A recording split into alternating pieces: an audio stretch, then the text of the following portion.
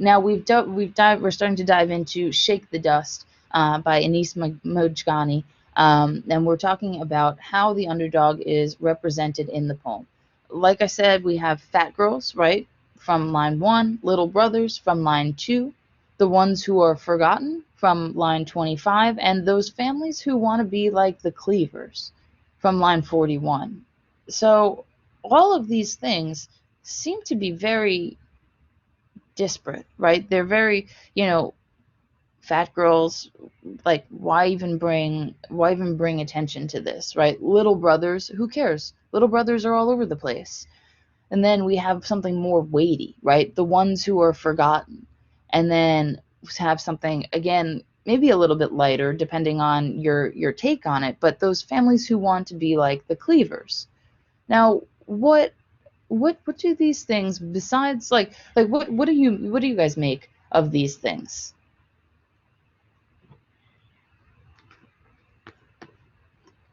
Did you see the underdog in the poem?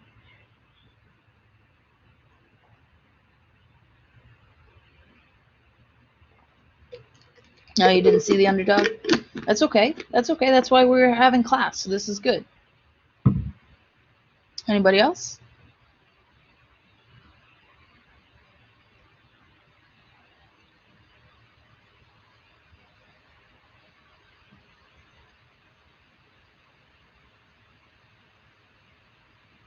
True. The first three on the list definitely are underdogs. But also, I would venture to say that those families who want to be like the Cleavers also are underdogs in their own way because they're still looking to become the actual Cleavers, right? They're not, it doesn't say that they are like the Cleavers. It says they want to be like the Cleavers. So they're still reaching and missing something, right? So we've got that. And and there's so many more instances throughout the poem, right? You might think, we've got like the milk crate ball players in line 4. Okay, so just bringing attention to those who are put down and want to become more than their stereotype. Exactly, right? So we want to make sure that we're kind of thinking about it in terms of what is this poem trying to tell us? Because literature isn't just something that's static, right? It's interacting with everything around us. So yeah, so bringing attention to those who are put down and want to be more than their stereotype is something that is really something that's present in this poem. So thank you for pointing that out, Bree. That was excellent, right? Because I mean, we even have the milk crate ball players on line 4 who are obviously wanting to be more than just someone who plays ball in the schoolyard or the park, right? But they're not there yet, right? And we kind of pigeonhole them into their own box, right? So all of these things, even something like the bus drivers who drive a million broken hymns in line 9, right? The bus drivers, they might be happy, but this indication of a million broken hymns suggests that there's something more. They're not just this place that they're holding, they're taking up in society as individuals. They're more than that, right? So we want to think about it in these terms. So let's see here. So then we've got our second theme, right? In the original side, I put yearning for equality. In this one, I decided to broaden it a little bit and say searching. So we've got childhood bullies that tormented, the schoolyard. I made a typo there. I apologize. The schoolyard wimps. So let's cross this out and let's write wimps here. So that way we're all on the same page. Wow, but we can't read that, can we?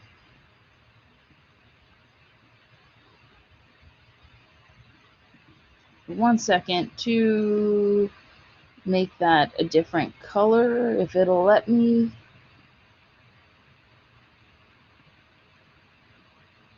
Of course it won't. Okay, so it's not going to let me make it a different color. I apologize for that, but the next one will be the right color if I have to type anything up here. All right, so we have childhood bullies that tormented the schoolyard wimps, and that's in line 3, right? Now notice that I have little brackets there around the schoolyard wimps, and that's because in the poem itself it actually says this is for the schoolyard wimps and the childhood bullies that torment them, right? So, I wanted to indicate that it was talking about the wimps, but I wanted to talk about it only in terms of those childhood bullies. So instead of saying them, and with the poem, you can easily see that them is the schoolyard wimps, right? But I wanted to show the focus on the bullies. So what I did was I used brackets, which you can totally use in your essay to make any sort of adjustment to the quotation, right? It's just an indication of, hey, this isn't part of the quotation, but it helps clarify something. Okay, so you can use those brackets in your essays as well. So we have childhood bullies that tormented the schoolyard wimps. How are they searching for something? What do you think?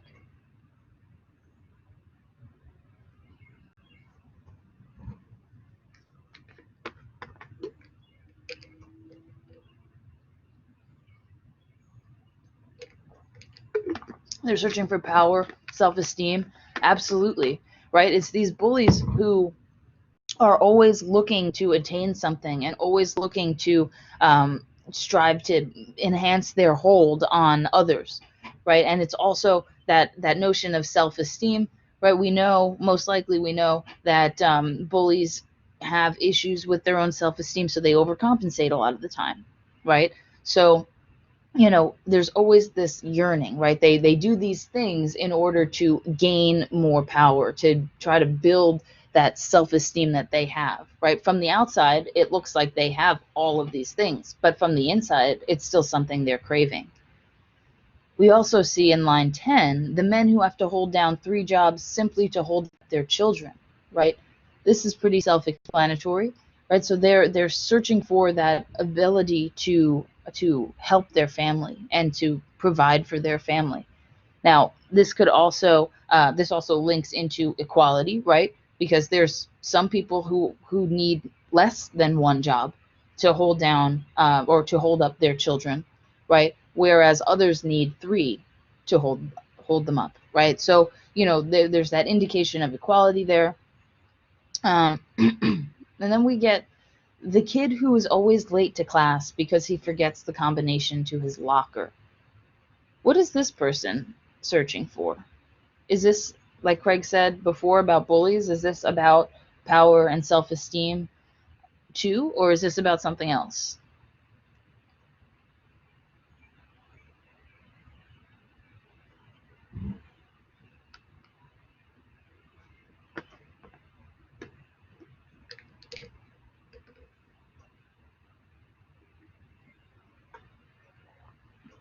Okay.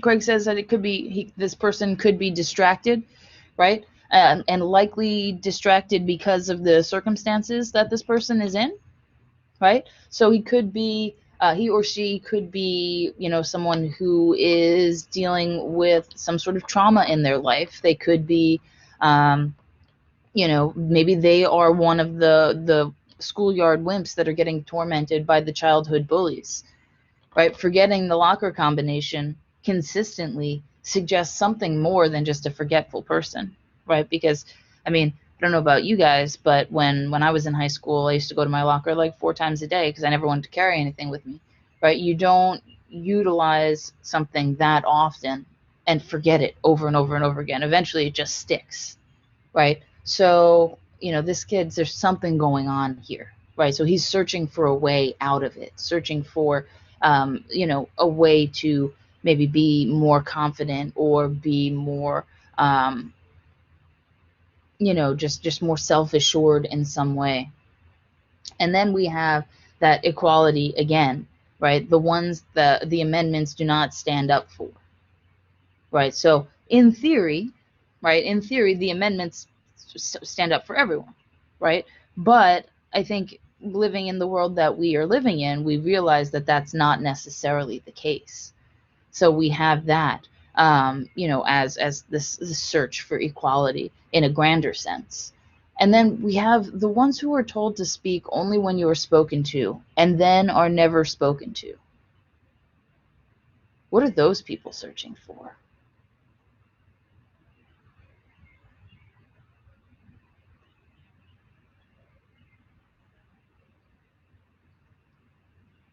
A voice of their own. Yeah, Bree, I think that that's a fair point, right? So they're searching for this ability to be able to come forward and share their ideas, right? And it's not only an innate ability in themselves, but it's also they need the space to be able to do that. They need to find the space that they're allowed to sort of be themselves and voice their own ideas. Absolutely. And then we have this sort of curveball thrown in because in line 42, we see the bigots, the sexists, and the killers. And there's also on line 36, line 35, the celibate pedophile who keeps on struggling. Why would Mojgani include these people in his poem?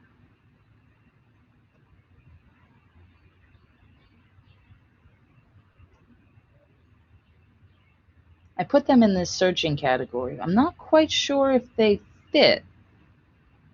What do you think?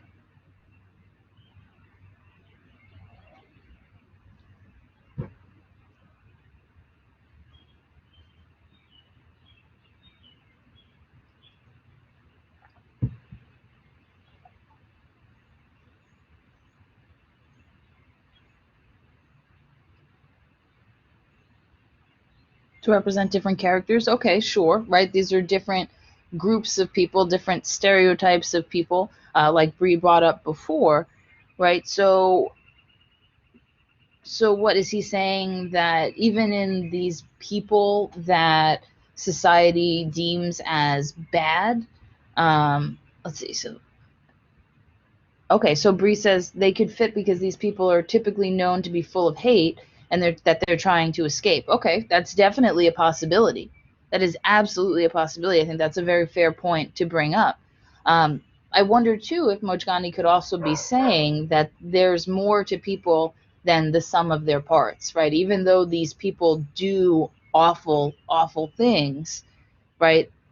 They are still people in some sense, right? Like they're still people. They still are made up of other components too, right? And so it's these other components that are searching to be seen instead of just this one label that we slap on them.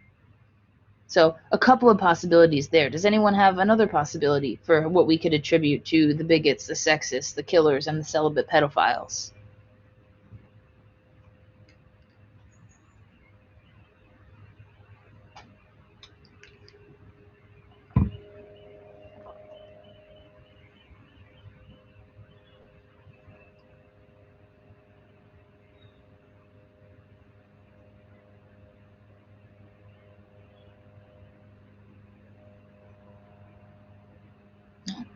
No? Okay. So let's sort of dig in a little bit here. Let's talk about repetition because we see some things. Oh, okay, James, you say someone struggling with a mental sickness, right? That's absolutely possible, right? We don't know too much beyond, bigots, sexists, killers, celibate pedophiles. Like we don't know what drives them to hold these views, but we do know what they project out onto the world, right? So they could be struggling with their mental sickness. They could be, trying to overcome that, and they just don't know how, and they end up succumbing to it. Okay, it could be real people, perspective, identity, but probably not in reality. Okay, so I'm not quite sure exactly what you mean, Ben. Sorry. So so people. Okay, so it could be the identity that people see, but not who they are. Is that what you're trying to say? Okay. Yeah, that's possible, right? We do as a society tend to boil people down to specific stereotypes, right? That person is a jock, that person is a it could even be that they are their job, right? That person is a singer. Are they more than that? I mean, I don't know them. Probably. No, they're definitely more than that, but people in general see people as put in boxes, right? And they identify the box. And I'm not saying that bigots and sexists and killers and pedophiles are these are not good things to be, right? But at the same time, there is more, no matter what, than just this one thing. So in this poem, we've also got repetition. Okay, we see it pretty often, not quite as often as in The Raven, right? But we see that Mojgani tells us that that these people need to shake the dust at least 4 times in the play. I pointed out 4 specific times. I feel like there may be one more that was hiding from me as I was digging through. I read the poem like 7 times to get them all, but there still might be one that was eluding me. But we've got that notion of shake the dust, okay? And then we also see that all that pushes and pulls and pushes and pulls and pushes and pulls, it pushes for you, right? So we see repetition in these points here. But what does this repetition convey? What's the point of including these lines repeatedly? Okay, ignore what others say and move on. That's true, right? So just shake it off, move forward, live your life. That's definitely a possibility. What else does this repetition suggest?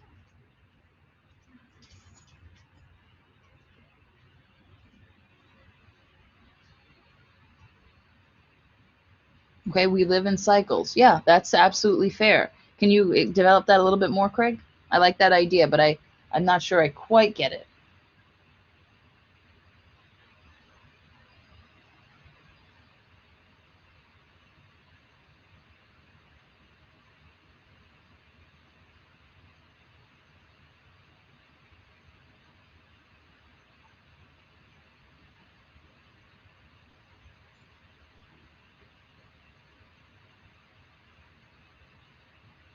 Okay, Craig says, mentally we struggle with the same things, then get over it and struggle again, right? No, that's a fair point, right? So the thing that we've just struggled through and just managed to come out on the other end, we look back and we say, wow, why was that such a struggle? Look what I did it. And then tend to fall into that same pattern, right? It takes a long time to learn behaviors. So, we Mojgani wants us to be consistently reminded of shaking the dust, right? Shaking that dust off of you as a person, right? Just to sort of shake it all off. That dust is the stuff that clings to you, the stuff that you carry with you that doesn't benefit you. As James says, it's a never-ending battle. Absolutely. Absolutely. That stuff that life keeps hurling at you will consistently keep being hurled at you. That's the nature of life, right? And this idea of pushing and pulling and pushing and pulling, it does definitely reflect those cycles that Craig points out and that never-ending battle that James points out.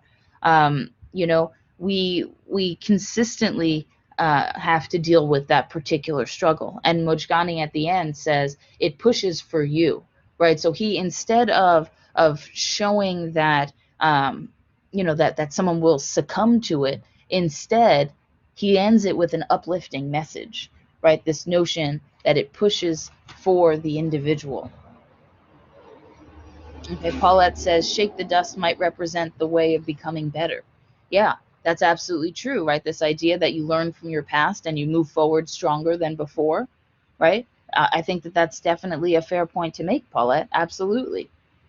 And to just kind of go back to lines 53 to 57, right? We see that pushing and pulling, and then he gets like super motivational, and he says, so grab this world by its clothespins and shake it out again and again and jump on top and take it for a spin, and when you hop off, shake it again, for this is yours, this is yours, right? So he's reminding his reader that this life, it is what we make of it, right? It's not something that, we just passively ride through and, what happens, happens. No, we all have a voice. We all have the ability to overcome these stereotype boxes that we get put into, right? We can break out of these things. We are more than just the sum of a couple of different parts that people tend to see, right? And he's reminding us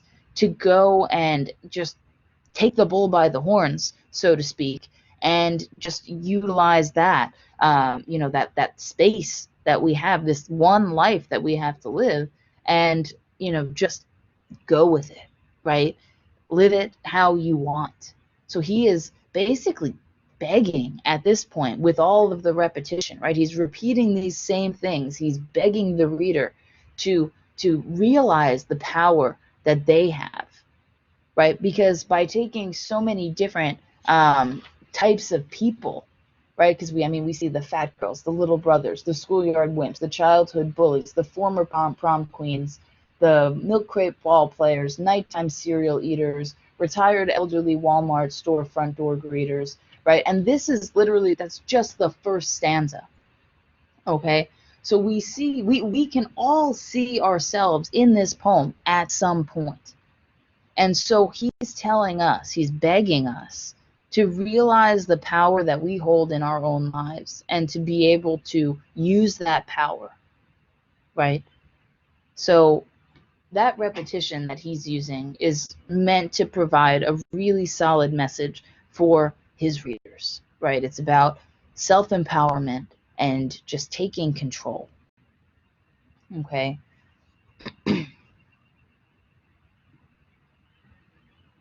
So I want to kind of change the tack a little bit and ask you guys about the tone. What's the tone of this poem? Hopefully you watched the video that I made on Friday about tone, so you kind of have a little bit more of an understanding. But just in case you haven't had the chance yet, tone is essentially just the vibe of a piece of literature. Like, what does it make you feel? And it tends to be conveyed through the author's own feelings toward their work. So what does this poem make you feel when you read it?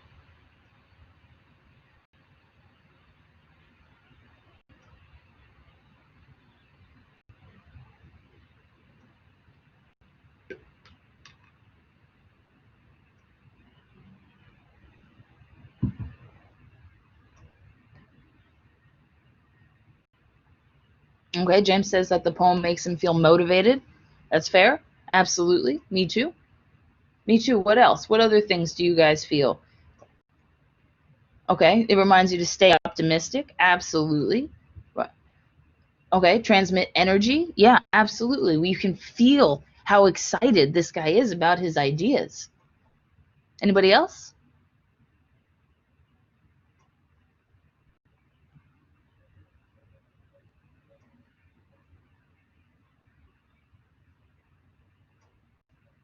No?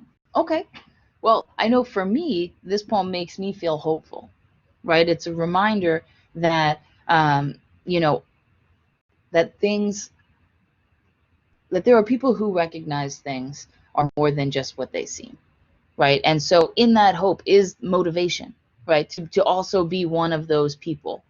Um, Paulette says that life continues and we can become better. Yeah, absolutely. That's an important part of this, right? He's saying we can always do better. No matter what we achieve, we can always do better and be better.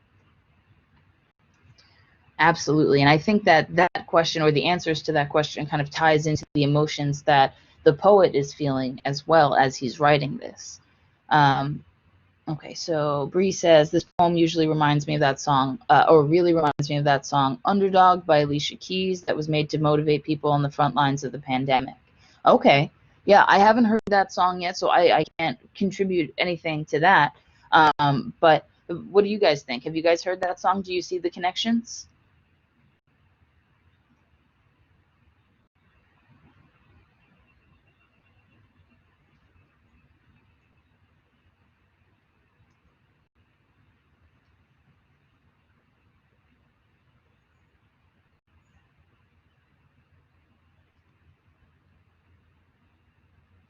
Either people are sleepy or they haven't heard the song yet, Bree. I'm definitely going to take a listen to it after class today, you know, and see kind of what you mean by that for the motivation, because that sounds like that would be a really awesome connection to make. Um, so thank you for pointing that out, and those of you who want to take a listen to it to kind of see those connections as well. Bree says that it's Underdog by Alicia Keys. All right, so let's talk about, we're going to switch completely now. Um, okay, James has something to add. Realizing the mistakes I made in my past to shake off, push away from bad decisions, leave unpleasant situations decisively. Right, all of these things are things that the poet is trying to convey here. He's trying to say, you know what, we've all made these mistakes. We've all put people in these boxes. He's saying that as he's literally putting people in the boxes in the poem so that we can recognize that they need to be taken out, right? And so he's saying those same things, right? Leave that bad stuff in the past. Leave those unpleasant situations that aren't benefiting you. Just leave them. You don't need them. What you need to do is to, let me flip my page here. What you need to do is grab the world by its clothespins, shake it out again and again, and jump on top and take it for a spin, right? Just go for it. That's what he wants us to do. So, absolutely. Okay. So all of you guys did a great job, helping to develop this poem a little bit more. And we've now started to chip away at what that poem is and what it means. So to those of you who are writing on this particular poem, you have a little bit more to work with. And I'll be saving this chat like I did last time as well, now that I've learned how to do it. And I'll be adding it to the announcement along with our class. So you guys can have access to these ideas as we move forward throughout term. So it is midpoint in the semester, a little bit after, right? This is a 7-week term. This is week 5. So I like to, at this point, take a moment and talk about the essays, right? We have our essay draft due tonight for essay 2. So hopefully that's not a surprise for anyone. But I want to, now that we've finished all of essay 1, we are most of the way through essay 2. I just kind of want to give you guys a space to ask questions and things like that. There are a few things that I want to point out before I open it up for questions. Okay, so there's some common issues to look out for that I typically see in essays that I have to comment on many, many times. So I want to point them out to you guys. Some of them were, well, actually, a lot of them were pointed out in the checklist for essay 1. You will also get a checklist for essay 2 later on today, so that way you can, have that to just go back through last minute to make any sort of adjustments you might need. But let's just talk about a couple of those things. So beginning with the essay draft that's due tonight. Okay, so the essay 2 draft is due by 11:59 p.m. and it needs to be in there so that you can earn, it needs to be submitted by that time so that you can earn credit for the assignment and so that you can participate in the peer review. Okay, please remember that if you don't turn a draft in on time, you're not eligible for peer review and you would receive a 0 for both assignments. Okay, I don't do that to be unfair. I do that because in order for peer review to work, 2 people need to peer review one another's paper, right? And if you don't have a paper to peer review, then that doesn't benefit your peer, right? So please remember, submit your draft by 11:59 to earn credit for that particular assignment and also to be eligible for peer review. So I just wanted to point that out. Now, there are some common essay issues that I notice, and I've noticed throughout the smaller assignments that lead up to the essays as well. Keep in mind that short story and poem titles should be in quotation marks, not in italics. Okay, italics are reserved for novels and plays, like longer works of literature. Now, for us, we're doing poems and short stories, so they need to be in quotation marks. Okay, just like our journal articles that we're using as sources. Okay, those should be in quotation marks as well. So, for example, the yellow wallpaper, no italics, just quotation marks. Same thing for today's poem, Shake the Dust. No italics, just quotation marks. And that holds true for A Rose for Emily, for The Raven, for Woman Hollering Creek, right? Each of those things, those titles should be in quotation marks, not in italics. Okay? Another thing to remember is never begin a sentence or end a paragraph with a quotation. Okay, there's some reasons for this. One is you don't want to start a sentence with a quotation because you haven't given your reader the chance to sort of settle into the fact that a quotation is coming. Think about it even when you're speaking to your peers, right? You're having a conversation with friends or whatever, and you say, oh, I was talking to John the other day and John told me this and this and this, right? We still give a little bit of a lead up to let the person know that, we've just said we're bringing in something from someone else. Now, we want to make sure that we begin a sentence by introducing the material, and it could be something as easy as, let's jump back to the story of an hour, right?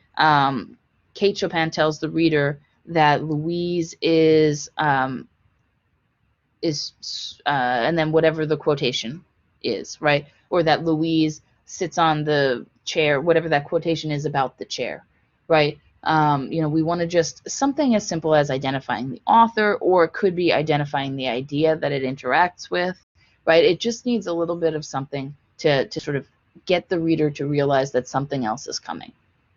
Now, never end a paragraph with a quotation because you need a transition sentence there, right? You need to tell the reader, this is the thing I just talked about in this paragraph, and we're now moving on to this idea in the next paragraph, right? So if you end with a quotation, you don't have control over what that transition is, right? It ends up being the transition of your primary source or your secondary source that you're quoting. So you want to make sure that you don't rely on your primary and secondary sources to transition for you. Those transitions should be yours, okay? And that was something that I noticed pretty heavily for Essay 1. Now, I also want to point out in-text citation formatting, because we do have a few different types of formatting that we're working with now, right? So we have, the traditional author last name and page number, which would be for a short story like The Yellow Wallpaper, or for Woman Hollering Creek, where we actually have page numbers.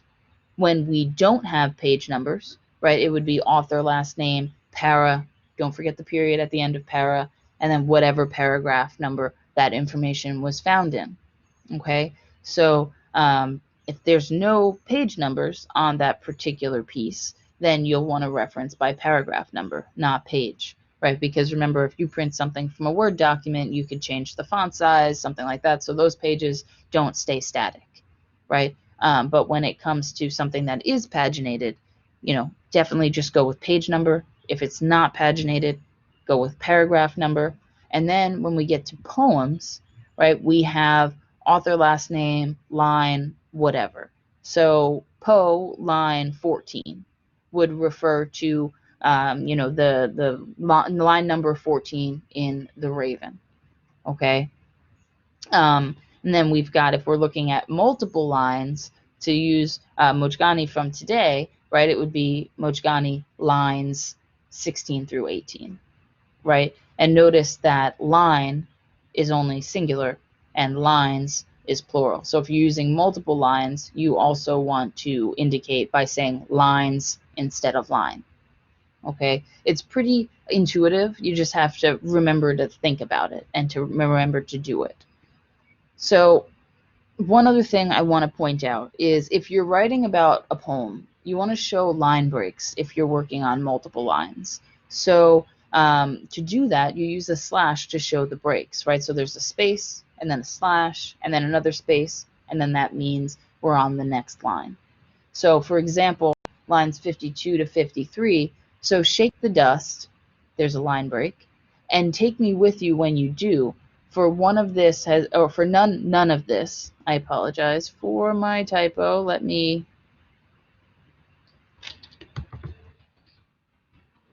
here we go. None of this has ever been for me. Okay, so we've now got that indicator that there's a line break here. Okay, so shake the dust, next line, and take me with you when you do, for none of this has ever been for me.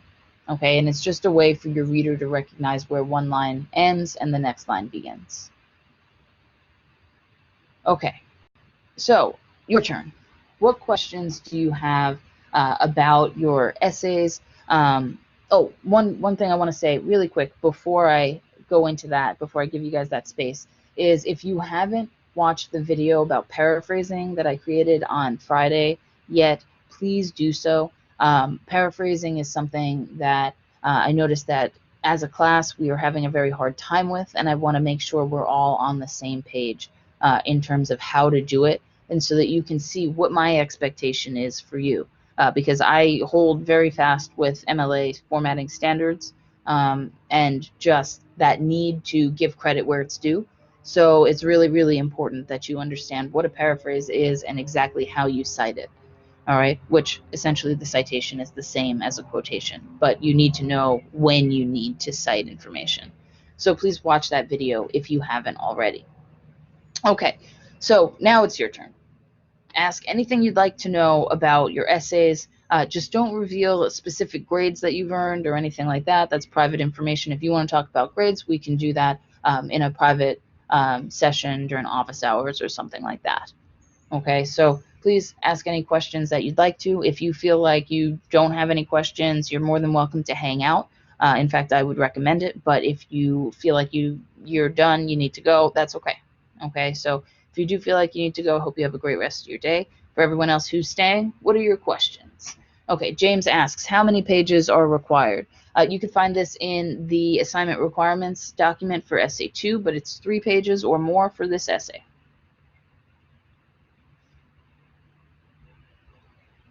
Michael, yeah. For the peer review, how do I do the 5 in-text comments just to make sure it's good?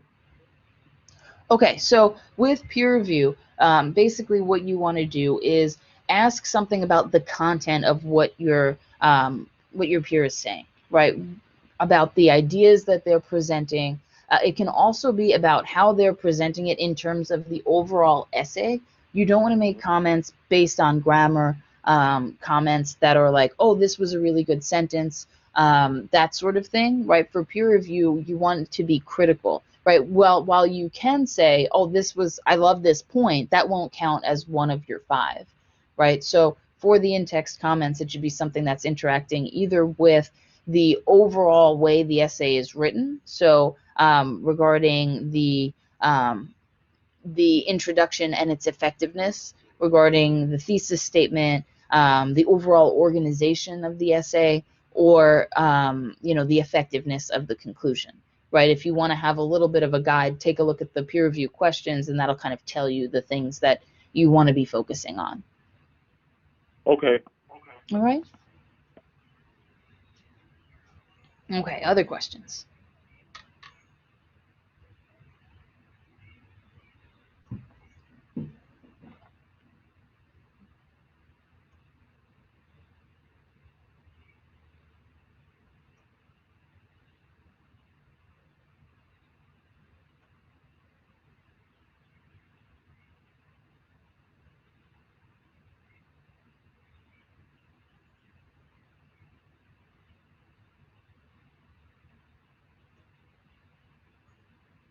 No other questions about essays?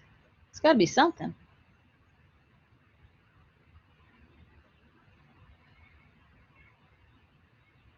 Michael, yeah. Sorry, for the essay, you wanted to put like citations and all that stuff on the essay just to make sure? Yes, absolutely. Because remember that for these essays, the drafts should be like the best draft that you can possibly make, like the most finished, almost final draft that you can possibly make before you get comments and things like that, right? So all of your quotations should be in quotation marks. All of your paraphrases should have citations. Your quotations should have citations, right? This should be like your final draft before comments. All right. All right. Can I have 2 quotes from one source? Yes, absolutely. You can definitely have more than one quote from a particular source. That's totally fine. Sometimes we just find a source that works amazingly with our ideas. And when that happens, absolutely capitalize on that.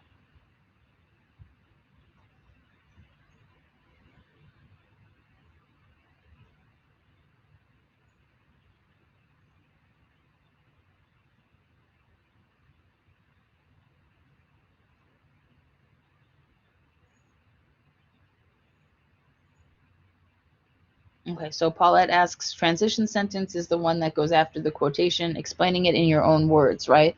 So a transition sentence actually is the last sentence of a paragraph that gives your reader, like it sort of sums up what that particular paragraph has just talked about and then kind of hints at what's coming next, right? So that's a transition. But that sentence that goes after a quotation that kind of re-explains it in terms of your argument is really important too. So make sure that you've got those. Anytime you include, a quotation or a piece of evidence, whether it's quotation or paraphrase, you always want to tie it into your argument and show the reader what it explains for you.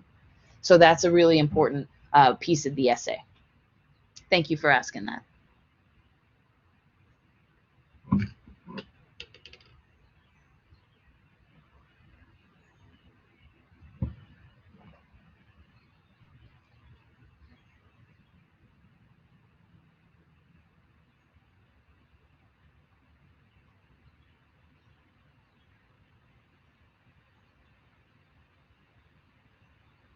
Okay, so Bensari asks, what if sometime you have a source, but you don't really like anything to point out from that source? Honestly, at that point, if it's one of the three sources that three secondary sources that you have for this paper, because remember you need to have three for this one, plus your primary source, then my best suggestion to you would either be to find some context in there, in that particular source that helps you develop something. But if you can't, then swap it out for another source. That's my best suggestion to you. One of those two.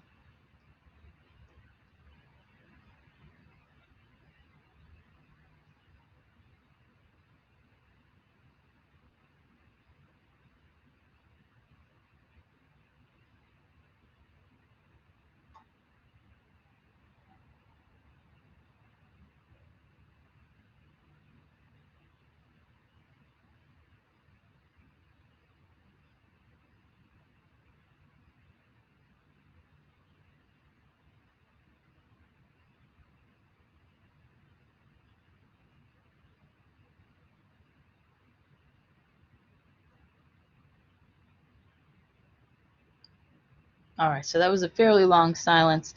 If anyone still has questions, please. Oh, there's another question. Good, good, good.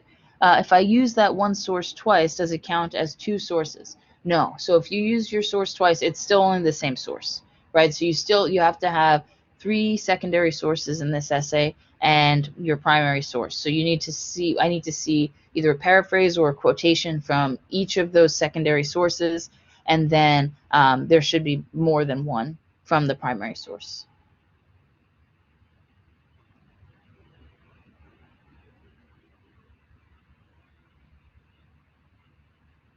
Michael, yeah.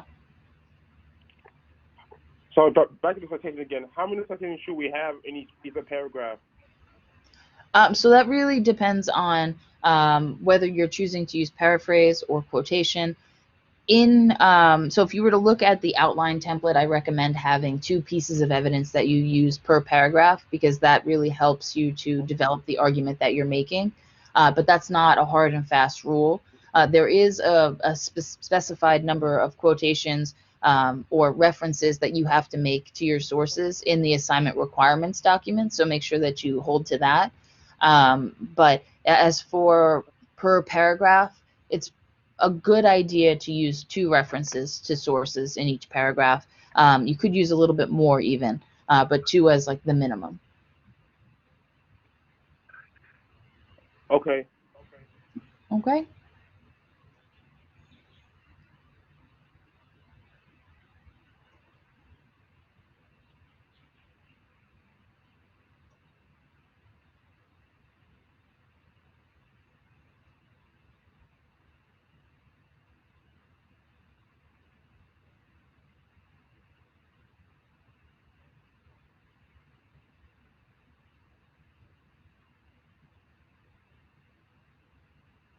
All right. So if another question pops up, I'll definitely answer that as well. But I think that it seems like we may have exhausted our questions, at least the ones that we can think of off the top of our head. So I'm going to call the session to a close. I'll still hang out until you guys are all filed out, but you know, if you have questions, definitely stick around and ask. Oh, here's another one. For secondary sources, I'm paraphrasing ideas and finally adding the in-text citation. I've seen that my essay 2 draft, you're telling me to add quotation marks for secondary sources. So if you're using if you're paraphrasing the idea, right? If you're totally rephrasing the sentence that you're interacting with completely, right? Different language, different sentence structure. Then if you're totally rephrasing that, then you're okay. You don't need quotation marks. But if you are only changing the sentence minimally, like swapping out one or two synonyms, that's not going to be enough. So you'll need to put those in quotations. So I'm not sure, Paulette, exactly what you mean about adding quotation marks for secondary sources. I'm not quite sure exactly what you're specifically referring to. If you're quoting them, then they need quotation marks. If you're paraphrasing them, then they don't need quotation marks, as long as that paraphrase is done correctly.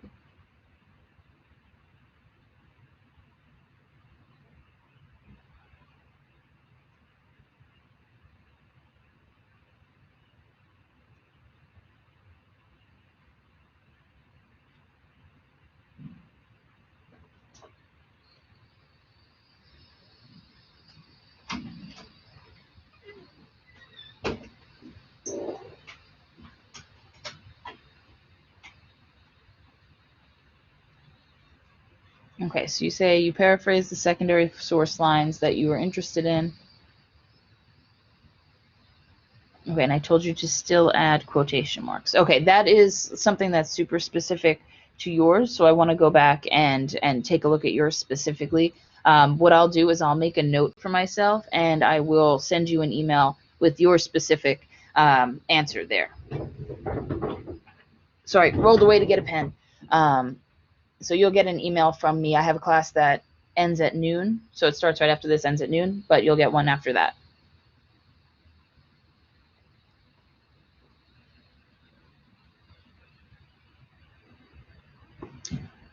All right, so if you guys don't have other questions, definitely, you know, you're good to go for today. I hope that you have a great rest of your week and that things go, you know, that things are going well for you.